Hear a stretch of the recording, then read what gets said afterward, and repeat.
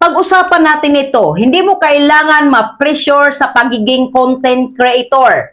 Maraming gustong pumasok sa content creation, pero marami ring sumusuko agad. Bakit? Kasi kino-compare nila ang simula nila sa bunga ng iba. Nakikita mo yung creator na ang daming followers, viral lagi, malaki ang income, tapos maisip mo, ang layo ko pa at doon nagsisimula ang pressure. Pero tandaan mo ito, ang growth ay hindi race. Hindi dahil mabagal ka, ibig sabihin huli ka na. Rule number 1, huwag ikumpara ang chapter 1 mo sa chapter 20 ng iba. May mga creator na years na sa ginagawa nila. Natural, mas advanced sila. Pero lahat sila nagsimula sa 0 views, 0 followers, and 0 confidence. Rule number 2, hindi mo kailangan maging perfect para mag-create. Maraming na-overwhelm sa kakaisip ng perfect lighting, perfect script, and perfect editing. Pero alam mo kung anong mas mahalaga? Authenticity. Minsan mas relatable ang raw and real kaysa polish pero walang substance.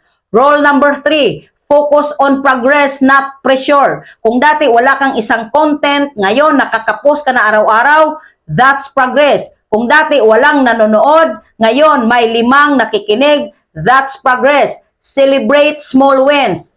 Rule number 4, huwag habulin ang algorithm. Gumawa ka ng value. Kapag puro pressure sa views ang habol mo, mapapagod ka. Pero kapag mission mo ang makatulong, magturo o mag-inspire, magiging meaningful ang ginagawa mo. Tandaan mo, views can fluctuate, value lasts. Rule number 5, give yourself permission to grow slowly. Hindi kailangan overnight success.